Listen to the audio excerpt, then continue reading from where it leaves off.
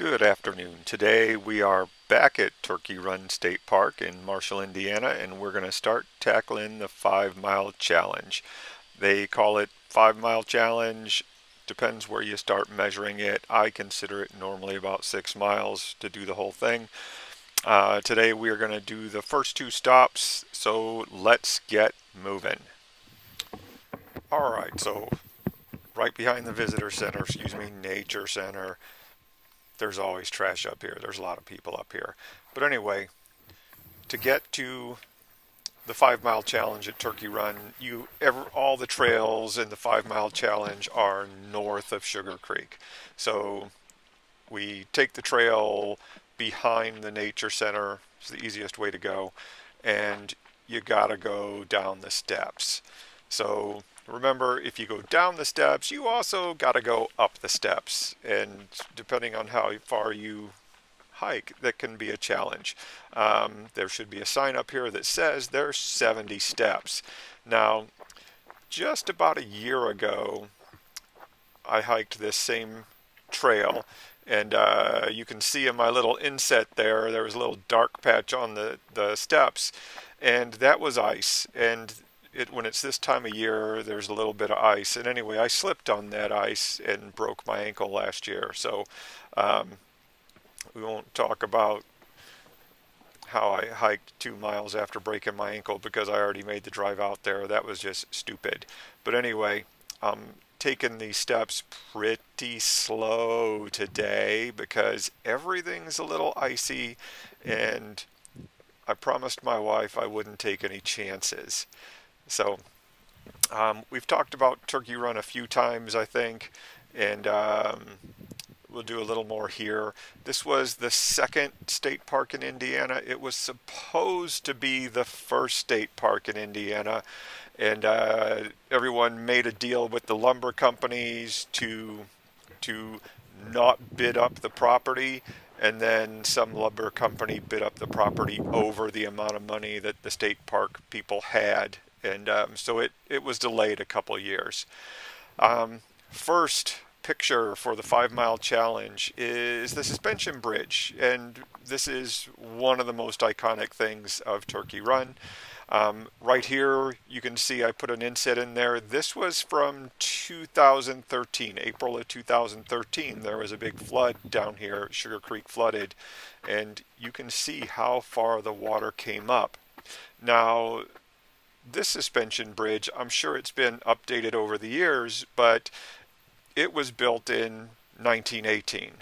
Prior to that, I just had a picture on an inset that is the swinging bridge that was in place before that. And there's another inset that shows some people on the swinging bridge. So this thing has been there in some shape or form for over 100 years now. Yeah, I'm sure the decking and the handrails have been replaced a couple times, but the main supports have been there virtually forever. So this bridge is 200 feet.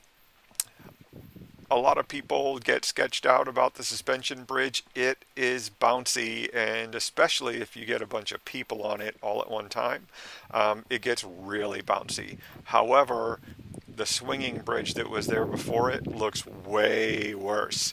So today, we're going to go toward the coal mine. So we're going to tuck back around here underneath the bridge, and that was a good warning sign. In the state park grounds, there is no swimming allowed in Sugar Creek. Doesn't stop people. Just if you kill yourself, I guess you have no one to blame but yourself. So we go under the bridge and then come up these stairs, and there's always a mix of the nice modern-ish wooden stairs, and then you'll come up with some vestiges of the old cut stone stairs. I'm saying they were cut. That looked like a piece of trash down there, but it looked like something I didn't want to crawl to on this day. It was cold today. So here's some of the stone stairs I'm talking about. Sometimes it's hard to get around on these. Um, I've slipped and fallen on some of these before as well.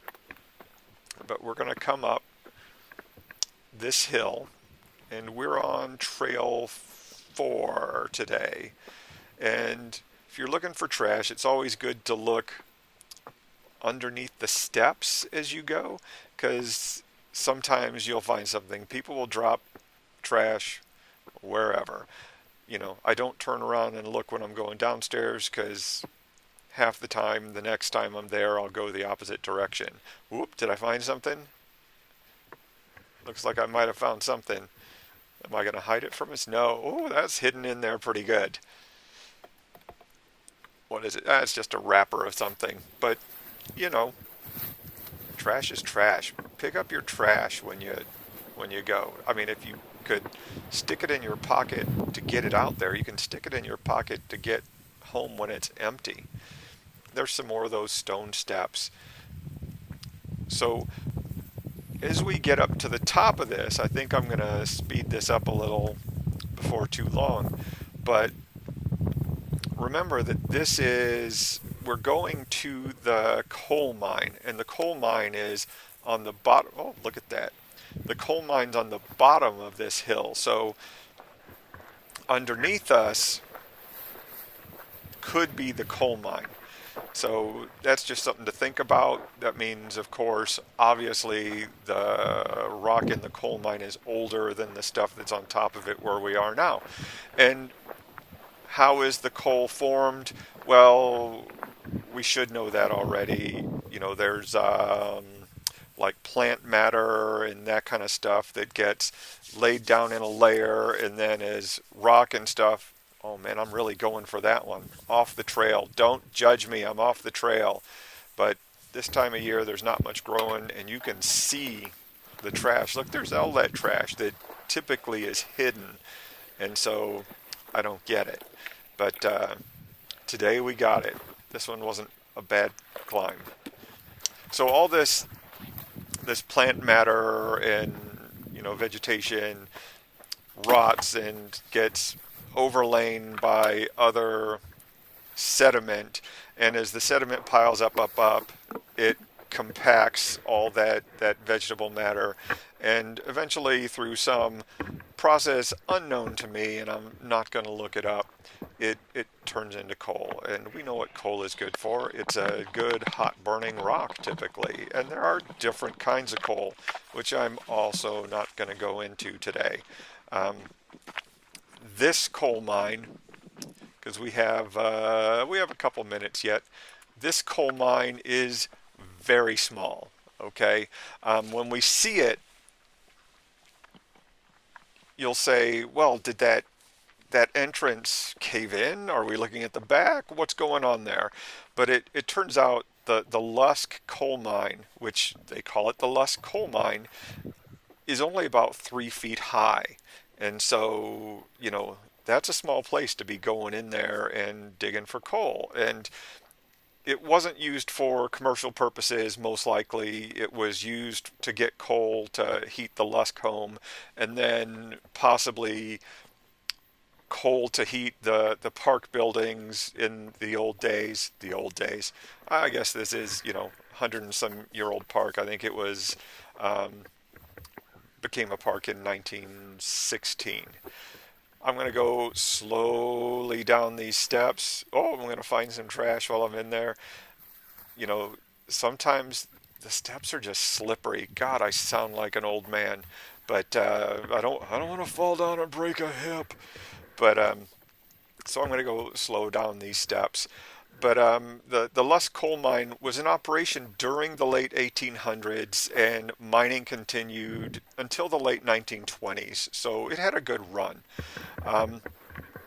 There was a horizontal seam of coal deep into the hillside holding up the sandstone ceiling. They used timbers as they dug out the layers of coal. I've read that one former miner used small donkeys to pull carts on rails to the mine entrance. And let me interrupt myself here. This part of Trail 8 is the interesting part of Trail 8. The other part, which we're not going to see, is not as interesting. But anyway, if you think to yourself, how can we get a donkey in a place that's only 3 feet high?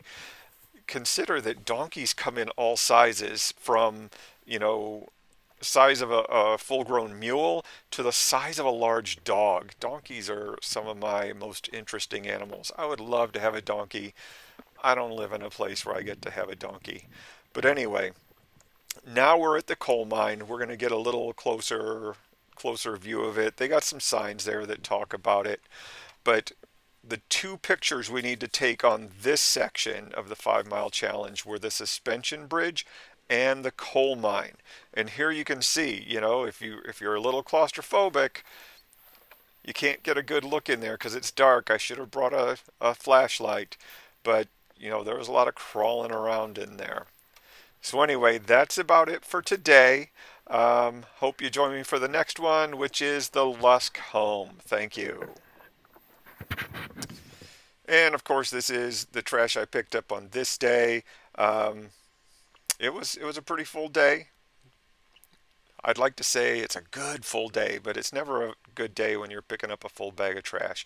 Anyway, like I said, hope you join me for the next section on this. This is going to be the Lusk home. It's probably all I'll do for that video because there's enough to talk about. But anyway, thanks for coming along. Hope to see you next time.